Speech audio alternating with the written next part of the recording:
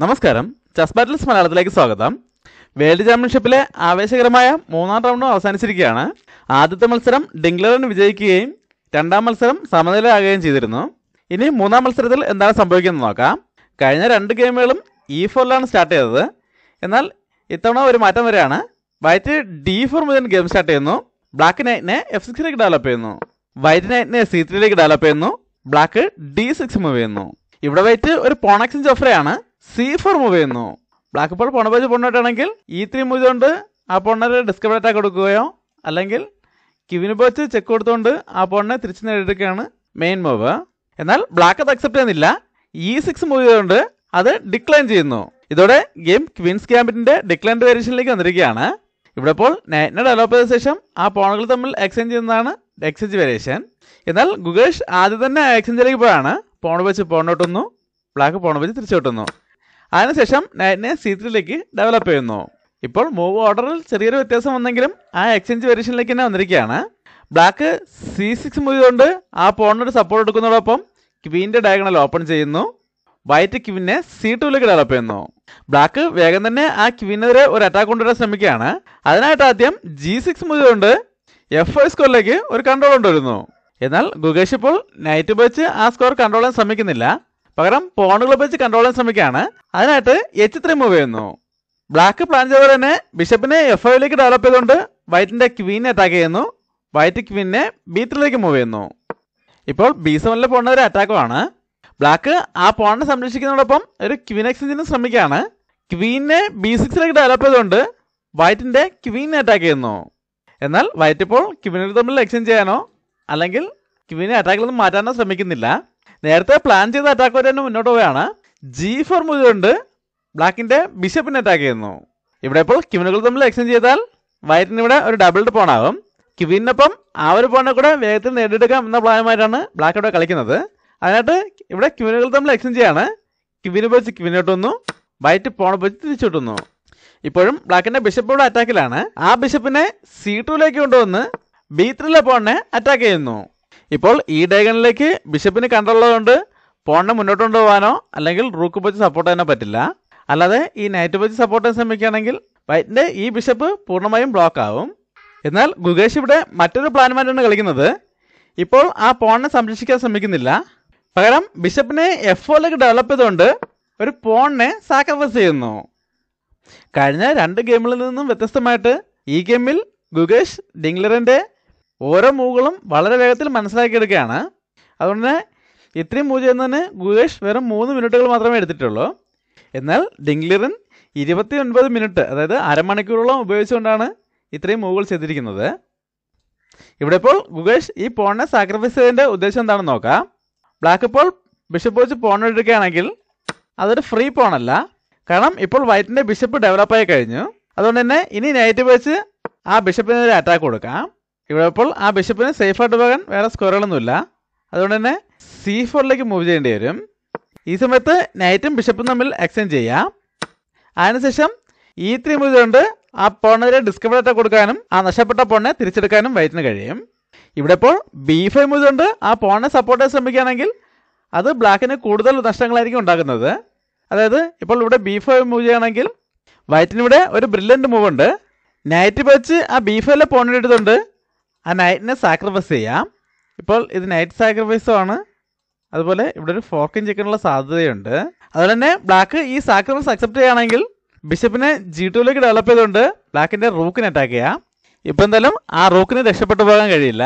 അതുകൊണ്ട് തന്നെ വൈറ്റിന് നഷ്ടപ്പെട്ട നൈറ്റിന് പകരം ഒരു റൂക്ക് കിട്ടും. നമുക്കിനി ഗെയിമിലേക്ക് വരാം. അങ്ങനെ ഒരു പ്രശ്നമുള്ളതുകൊണ്ട് തന്നെ ഡിംഗ്ലറിൻ ഇപ്പോൾ ഈ പോൺ സാക്രിഫൈസ് അക്സെപ്റ്റ് ചെയ്യുന്നില്ല. പകരം H5 മൂവ് ചെയ്തുകൊണ്ട് G4ലെ പോണിനെ അറ്റാക്ക് കൊടുക്കുന്നു. എന്നാൽ വൈറ്റ് ഇപ്പോൾ ഒരു എക്സ്ചേഞ്ചിലേക്ക് പോകുന്നില്ല. റൂക്കിനെ G1ലേക്ക് മൂവ് ചെയ്തുകൊണ്ട് ആ പോണിന് ഒരു സപ്പോർട്ട് കൊടുക്കുന്നു. ബ്ലാക്ക് ഒരു എക്സ്ചേഞ്ചിലേക്ക് പോവുകയാണ്. പോണ് വെച്ച് പോണോട്ടുന്നു. വൈറ്റ് പോണ് വെച്ച് തിരിച്ചിട്ടുന്നു. ഇവിടെയും ബ്ലാക്ക് ബിഷപ്പ് വെച്ച് ഈ B3ലെ പോണിനെ എടുക്കുകയാണെങ്കിൽ നേരത്തെ കണ്ട അതേ പ്രശ്നങ്ങൾ തന്നെ ഇപ്പോഴും നിലനിൽക്കുന്നുണ്ട്. ഇവിടെ ഡിംഗ്ലറിൻ 33 മിനിറ്റുകൾ ആലോചിച്ച ശേഷമാണ് അടുത്ത മൂവ് ചെയ്യുന്നത്. നൈറ്റിനെ D7ലേക്ക് ഡെവലപ്പ് ചെയ്തുകൊണ്ട് ഈ റൂക്കിനെ ഫ്രീ ആക്കുന്നു. ഇനി ബിഷപ്പ് വെച്ച് ആ പോണിനെ എടുക്കാം. കാരണം നേരത്തെ കണ്ട വേരിയേഷൻസിന്റെ അവസാനം ഈ ബിഷപ്പ് വെച്ച് റൂക്കിനെതിരെ അറ്റാക്ക് വരുമ്പോൾ ആ റൂക്കിന് മൂവ് ചെയ്യാൻ സ്പേസ് ഇല്ലാത്തതായിരുന്നു പ്രധാന പ്രശ്നം. ഇനി ആ പ്രശ്നമില്ല. അതുകൊണ്ട് തന്നെ ഗുഗേഷ് ഇവിടെ ആ പോണിന് സപ്പോർട്ട് കൊടുക്കുകയാണ്. നൈറ്റിനെ D2ലേക്ക് കൊണ്ടുവന്ന് പോണിനെ സപ്പോർട്ട് ചെയ്യുന്നു. ഇതോടെ രണ്ട് കാര്യങ്ങൾ സംഭവിച്ചിട്ടുണ്ട്. ഇപ്പോൾ ആ B3യിലെ പോണിന് സപ്പോർട്ടും കിട്ടുന്നുണ്ട്, അതിനോടൊപ്പം ബ്ലാക്കിൻ്റെ ബിഷപ്പ് ട്രാപ്പിലായിട്ടുമുണ്ട്. ഇനി അടുത്ത മൂവിൽ റൂക്ക് വെച്ച് ആ ബിഷപ്പിൻ്റെ അറ്റാക്ക് വരുമ്പോൾ ആ ബിഷപ്പ് ട്രാപ്പിലാവും. അതിന് സേഫായിട്ട് പോകാൻ വേറെ സ്ക്വയറുകളൊന്നുമില്ല. ഇവിടെ E4ലേക്ക് മൂവ് ചെയ്യാൻ കഴിയുമെങ്കിലും അടുത്ത മൂവിൽ F3 മൂവ് ചെയ്തുകൊണ്ട് ബിഷപ്പിനെതിരെ അറ്റാക്ക് വരുമ്പോൾ ആ ബിഷപ്പ് ട്രാപ്പിലാവും. അതിന് പിന്നെ വേറെ എങ്ങോട്ടെങ്കിലും പോകാൻ പറ്റില്ല.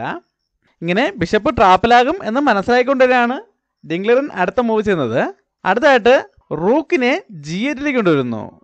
വൈറ്റ് റൂക്ക് വെച്ച് ബിഷപ്പിനെ അറ്റാക്ക് ചെയ്യണമെങ്കിൽ പോൺ വെച്ച് വൈറ്റിൻ്റെ ബിഷപ്പിനെ തിരിച്ചറ്റാക്ക് ചെയ്യാണ് ലക്ഷ്യം. അതിനുവേണ്ടിയാണ് ഈ റൂക്കിനെ ഇങ്ങോട്ടേക്ക് കൊണ്ടുവന്ന് ഈ G5 സ്ക്വയറിലേക്ക് ഒരു കൺട്രോൾ കൊണ്ടുവന്നത്. അങ്ങനെ ഒരു അറ്റാക്കിന് സാധ്യത ഉള്ളതുകൊണ്ട് തന്നെ വൈറ്റ് ഇപ്പോൾ ബ്ലാക്കിന്റെ ബിഷപ്പിനെ ട്രാപ്പ് ചെയ്യാൻ ശ്രമിക്കുന്നില്ല. G5 കൊണ്ട് ആ പോണിനെ സ്റ്റോപ്പ് ചെയ്യുന്നതോടൊപ്പം ബ്ലാക്കിന്റെ നൈറ്റിനെതിരെ അറ്റാക്കും കൊടുക്കുന്നു. ബ്ലാക്ക് നൈറ്റിനെ H5ലേക്ക് കൊണ്ടുവന്ന് വൈറ്റിന്റെ ബിഷപ്പിനെ തിരിച്ചറ്റാക്ക് ചെയ്യുന്നു. വൈറ്റ് ബിഷപ്പിനെ H2ലേക്ക് മൂവ് ചെയ്യുന്നു. ഇനി എന്തായാലും ഈ ബിഷപ്പിനെതിരെ അറ്റാക്ക് വന്നാലും ആ ബിഷപ്പിന് മൂവ് ചെയ്യാനുള്ള സ്പേസ് ഉണ്ട്. അതുകൊണ്ട് തന്നെ ബ്ലാക്ക് റൂക്കിനെ തിരിച്ചുകൊണ്ടാണ് റൂക്കിനെ H2ലേക്ക് തന്നെ തിരിച്ചുകൊണ്ടുപോയി ഇങ്ങനൊരു ഡിസ്കവേർഡ് അറ്റാക്കിനുള്ള സാധ്യത ഉണ്ടാക്കിയെടുക്കുന്നു. ഇവിടെ വൈറ്റ് F3 മൂവ് ചെയ്യുന്നു. ബ്ലാക്ക് നൈറ്റിനെ G7ലേക്ക് മൂവ് ചെയ്തുകൊണ്ട് ബിഷപ്പിനെതിരെ ഡിസ്കവേർഡ് അറ്റാക്ക് കൊടുക്കുന്നു. ഇപ്പോൾ ഈ ബിഷപ്പിന് സേഫായിട്ട് പോകാൻ അധികം സ്ക്വയറുകളൊന്നുമില്ല. ഇവിടെയോ മൂവ് ചെയ്താലും നൈറ്റ് വെച്ച് അറ്റാക്ക് വരും. അതുകൊണ്ട് വൈറ്റ് ബിഷപ്പിനെ G3ലേക്ക് മൂവ് ചെയ്യുന്നു. ഇതോടെ വൈറ്റിന്റെ G5ലെ പോൺ സപ്പോർട്ട് ഇല്ലാതായിരിക്കുകയാണ്. ബ്ലാക്ക് വേഗത്തിൽ ആ പോണിനെ ടാർഗറ്റ് ചെയ്യാണ്. റൂക്കിനെ H5ലേക്ക് കൊണ്ടുവന്ന് വൈറ്റിന്റെ പോണിനെ അറ്റാക്ക് ചെയ്യുന്നു. ഇവിടെ ഇപ്പോഴും ബ്ലാക്കിന്റെ ഈ ബിഷപ്പ് ഇവിടെ കുടുങ്ങി കിടക്കുകയാണ്. അതുകൊണ്ട് തന്നെ വൈറ്റ് ഇപ്പോൾ ഈ ഒരു പോണിനെ സംരക്ഷിക്കാനായിട്ട് ഒന്നും ചെയ്യുന്നില്ല. പകരം E4 മൂവ് ചെയ്തുകൊണ്ട് ഈ ബിഷപ്പിന് രക്ഷപ്പെട്ട് പോകാനുള്ള ഡയഗണൽ ക്ലോസ് ചെയ്യുന്നു. ബ്ലാക്ക് ഇപ്പോൾ റൂക്ക് വെച്ച് പോൺ ഇട്ടിക്കുകയാണെങ്കിൽ റൂക്ക് C1ലേക്ക് വന്ന് ബിഷപ്പിനെതിരെ അറ്റാക്ക് വരുന്നതോടെ ബ്ലാക്കിന് ബിഷപ്പ് നഷ്ടപ്പെടും. ആ ബിഷപ്പിന് രക്ഷപ്പെട്ടു പോകാൻ വേറെ വഴിയൊന്നുമില്ല. അതുകൊണ്ട് തന്നെ ബ്ലാക്ക് ആ പോണോട് ഒഴിവാക്കാണ്. പോൺ വെച്ച് പോൺ എടുക്കുന്നു. ഇപ്പോൾ വൈറ്റ് റൂക്ക് വെച്ച് ബിഷപ്പിനെ അറ്റാക്ക് ആണെങ്കിൽ ബിഷപ്പിന് D3ലേക്ക് മൂവ് ചെയ്യാം. ആ ബിഷപ്പിന് പോണിന്റെ സപ്പോർട്ട് കിട്ടും. അതുകൊണ്ട് തന്നെ ഗുഗേഷ് ആദ്യം ആ പോണെടുത്ത് ഒഴിവാക്കാണ്. പോൺ വെച്ച് പോൺ എടുക്കുന്നു. ഇതുപോലെ ബിഷപ്പിന് രക്ഷപ്പെടാനുള്ള ഡയഗണൽ വീണ്ടും ക്ലോസ് ആയിട്ടുണ്ട്. ഇനി അടുത്ത മൂവിൽ തന്നെ റൂക്ക് വെച്ച് ആ ബിഷപ്പിനെ ട്രാപ്പ് ചെയ്യാൻ കഴിയും. എന്നാൽ ഒരു ബ്രില്യൻറ്റ് മൂവിലൂടെ ബ്ലാക്ക് ഈ പ്രശ്നം സോൾവ് ചെയ്യുകയാണ്. നൈറ്റിനെ E6ലേക്ക് മൂവ് ചെയ്തുകൊണ്ട് വൈറ്റിന്റെ സപ്പോർട്ടില്ലാത്ത രണ്ട് പോണുകളെയും ഫോർക്ക് ചെയ്യുന്നു. ഗുഗേഷ് എന്തായാലും പ്ലാൻ ചെയ്ത അറ്റാക്ക് വരുന്നതിന് മുന്നോട്ട് പോയാണ്. റൂക്കിനെ C1ലേക്ക് കൊണ്ടുവന്ന് ബിഷപ്പിനെതിരെ അറ്റാക്ക് കൊടുക്കുന്നു. ബ്ലാക്ക് നൈറ്റ് വെച്ച് D4ലെ പോണിനെ എടുത്തുകൊണ്ട് ആ ബിഷപ്പിനെ സപ്പോർട്ട് ചെയ്യുന്നു. വൈറ്റ് വേഗം ആ ഡിഫൻഡറെ അവിടെ നിന്ന് റിമൂവ് ചെയ്യാൻ ശ്രമിക്കുകയാണ്. ബിഷപ്പിനെ F2ലേക്ക് കൊണ്ടുവന്ന് ബ്ലാക്കിന്റെ നൈറ്റിനെ അറ്റാക്ക് ചെയ്യുന്നു. ബ്ലാക്ക് ആ നൈറ്റിന് ഒരു സപ്പോർട്ട് എടുക്കുകയാണ്. ബിഷപ്പിനെ G7ലേക്ക് ഡെവലപ്പ് ചെയ്തുകൊണ്ട് നൈറ്റിനെ സപ്പോർട്ട് ചെയ്യുന്നു. വൈറ്റ് ഇപ്പോൾ ബിഷപ്പ് വെച്ച് നൈറ്റിനോട്ട് എടുക്കുകയാണെങ്കിൽ ബിഷപ്പ് വെച്ച് തിരിച്ചൊട്ടിക്കൊണ്ട് വൈറ്റിന്റെ റൂക്കിനെ അറ്റാക്ക് ചെയ്യാണ് ബ്ലാക്കിന്റെ ഉദ്ദേശം. അതുകൊണ്ട് തന്നെ വൈറ്റ് ഇപ്പോൾ ഇങ്ങനെ ഒരു എക്സ്ചേഞ്ചിലേക്ക് പോകുന്നില്ല. പകരം നൈറ്റിനെ E2ലേക്ക് മൂവ് ചെയ്തുകൊണ്ട് ബ്ലാക്കിന്റെ നൈറ്റിനെതിരെ ഒരു അറ്റാക്ക് കൂടെ കൊണ്ടുവരുന്നു. ഇതോടെ വൈറ്റിന്റെ അറ്റാക്ക് കൂടുതൽ സ്ട്രോങ് ആയിട്ടുണ്ട്. ബ്ലാക്ക് ഇപ്പോൾ നൈറ്റ് വെച്ച് നൈറ്റിനോട്ടിക്കൊണ്ട് ഇങ്ങനൊരു എക്സ്ചേഞ്ചിലേക്ക് പോവുകയാണെങ്കിൽ വൈറ്റിന് ബിഷപ്പ് വെച്ച് തിരിച്ചൊട്ടിക്കൊണ്ട് ബ്ലാക്കിന്റെ റൂക്കിനെതിരെ കൂടെ അറ്റാക്ക് കൊടുക്കാൻ കഴിയും. അതോടെ വീണ്ടും റൂക്കും ബിഷപ്പും ഒരുമിച്ച് അറ്റാക്കിലാവും. അതുകൊണ്ട് ഡിംഗ്ലറിൻ ഇവിടെ ഒരു പീസിനെ നഷ്ടപ്പെടുത്തി കളിക്കാൻ തന്നെ തീരുമാനിച്ചിരിക്കുകയാണ്. നൈറ്റ് വെച്ച് B3ലെ പോൺ എടുത്തുകൊണ്ട് വൈറ്റിന്റെ റൂക്കിനെ അറ്റാക്ക് ചെയ്യുന്നു. ഇതോടെ ഈ ബിഷപ്പിനുള്ള സപ്പോർട്ട് നഷ്ടപ്പെട്ടിരിക്കുകയാണ്. വൈറ്റ് റൂക്ക് വെച്ച് ആ ബിഷപ്പിനെ എടുക്കുന്നു. ഇപ്പോൾ കരുക്കളുടെ എണ്ണം നോക്കുകയാണെങ്കിൽ വൈറ്റിന് ഒരു ബിഷപ്പ് ലാഭം കിട്ടിയിട്ടുണ്ട്. എന്നാൽ ബ്ലാക്കിന് രണ്ട് പോണുകൾ കൂടുതലാണ്. പോരാതെ തന്നെ കണക്റ്റഡ് പോണുകളുമാണ്. ഇനി ഗെയിമിൽ എന്താണ് സംഭവിക്കുന്നത് നോക്കാം. ബ്ലാക്ക് ഇവിടെ അടുത്ത എക്സ്ചേഞ്ചിലേക്ക് പോവാണ്. നൈറ്റ് വെച്ച് നൈറ്റിനോട്ടുന്നു. വൈറ്റ് കിങ് വെച്ച് തിരിച്ചോട്ടുന്നു. ഇവിടെ ഡിംഗ്ലറിൻ ഒരേ സമയം രണ്ട് അറ്റാക്കിന് ശ്രമിക്കുകയാണ്. നൈറ്റിനെ E5ലേക്ക് മൂവ് കൊണ്ട് റൂക്കിനെ ആക്റ്റീവ് ആക്കുന്നതോടൊപ്പം ഇങ്ങനൊരു ഫോർക്കും ചെക്കിനുള്ള സാധ്യതയും ഉണ്ടാക്കിയെടുക്കുന്നു.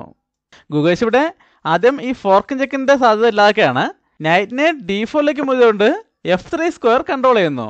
ബ്ലാക്ക് റൂക്കിനെ D8ലേക്ക് കൊണ്ടുവന്ന് ആ നൈറ്റിനെ പിൻ ചെയ്യുന്നു. വൈറ്റ് കിങ്ങിനെ E2ലേക്ക് മൂവ് ചെയ്യുന്നു.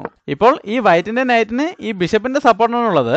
അതുകൊണ്ട് ബ്ലാക്ക് വേഗം റൂക്കിനെ H2ലേക്ക് കൊണ്ടുവന്ന് ആ ബിഷപ്പിനെ പിൻ ചെയ്യുന്നു. വൈറ്റ് അടുത്ത ബിഷപ്പിനെ G2ലേക്ക് കൊണ്ടുവന്ന് ആ പിൻ ഒഴിവാക്കുന്നു. ഗെയിമിന്റെ ഓപ്പണിംഗ് മൂവുകൾ വേഗത്തിൽ ചെയ്തുകൊണ്ട് തന്നെ ഗുഗേഷിന് ഇനിയും 40 മിനിറ്റുകൾ ബാക്കിയുണ്ട്. എന്നാൽ ഡിംഗ്ലറിന് ഇവിടെ 13 മിനിറ്റുകൾ മാത്രമേ ബാക്കിയുള്ളൂ. ഇവിടെ ബ്ലാക്ക് A6 മൂവ് ചെയ്യുന്നു. വൈറ്റ് B3 മൂവ് ചെയ്യുന്നു. ബ്ലാക്ക് റൂക്കിനെ D7ലേക്ക് മൂവ് ചെയ്യുന്നു. വൈറ്റ് റൂക്കിനെ C1ലേക്ക് കൊണ്ടുവന്ന് റൂക്കുകളെ തമ്മിൽ കണക്ട് ചെയ്യുന്നു. ഇവിടെ ടൈം പ്രഷർ കാരണം ഡിംഗ്ലറൻ കിങ് ഉപയോഗിച്ച് കുറച്ച് മൂവുകൾ വേഗത്തിൽ ചെയ്യാൻ ശ്രമിക്കുകയാണ്. അതിനാണ് ആദ്യം കിങ്ങിനെ E7ലേക്ക് മൂവ് ചെയ്യുന്നു. ഇവിടെ ഇപ്പോൾ നോക്കുകയാണെങ്കിൽ ബ്ലാക്കിൻ്റെ നൈറ്റും റൂക്കും ഒരേ ഡയഗണലാണുള്ളത്. എന്നാൽ വൈറ്റിന് ഇപ്പോൾ തന്നെ ഇങ്ങനെ ഒരു ഫോർക്ക് കൊടുക്കാൻ പറ്റില്ല.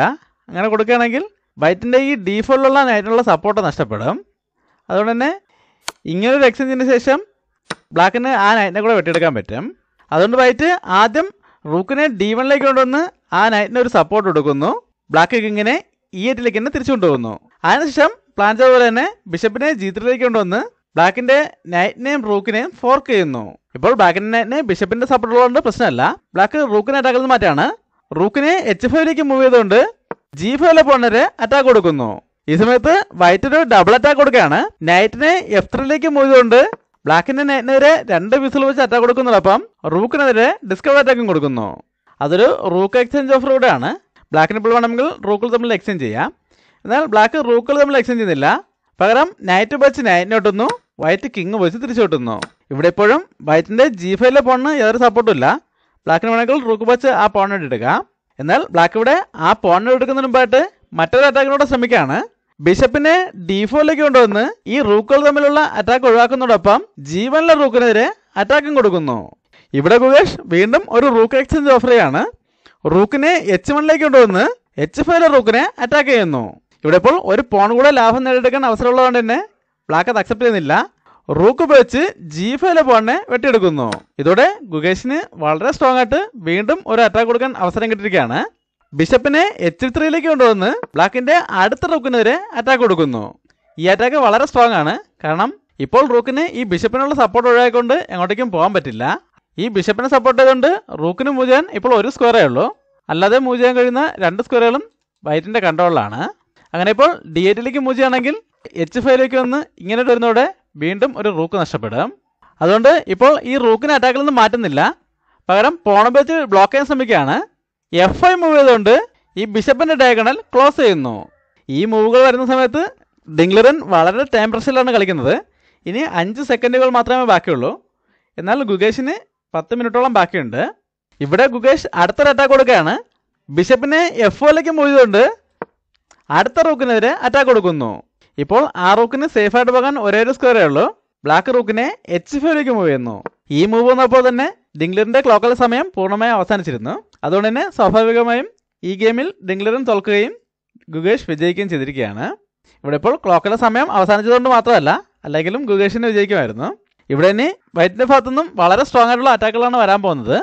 അടുത്ത മൂവിൽ ബിഷപ്പ് വെച്ച് F5ലെ പോയിന്റ് എടുത്തുകൊണ്ട് ഒരു ഡബിൾ അറ്റാക്ക് വരാം. ഇപ്പോൾ ഒരേ സമയം 2 റൂക്കുകൾക്കെതിരെ അറ്റാക്ക് വന്നിരിക്കുകയാണ്. ബ്ലാക്ക് ഇപ്പോൾ റൂക്ക് വെച്ച് റൂക്കിനെ എടുക്കുന്നെങ്കിൽ ആദ്യം ബിഷപ്പ് വെച്ച് D7ലെ റൂക്കിനെ വേണ്ടി ചെക്ക് കൊടുക്കാം. ബ്ലാക്ക് ഇപ്പോൾ ആ ചെക്ക് എങ്ങനെ തന്നെ ഒഴിവാക്കിയാലും റൂക്ക് വെച്ച് റൂക്കിനെ വേണ്ടി എടുക്കാം. അല്ലാതെ ബ്ലാക്ക് ഇവിടെ ആദ്യം റൂക്ക് വെച്ച് ബിഷപ്പിനാണ് ഇട്ടുന്നതെങ്കിലും പോൺ വെച്ച് തിരിച്ചുവിട്ടാം.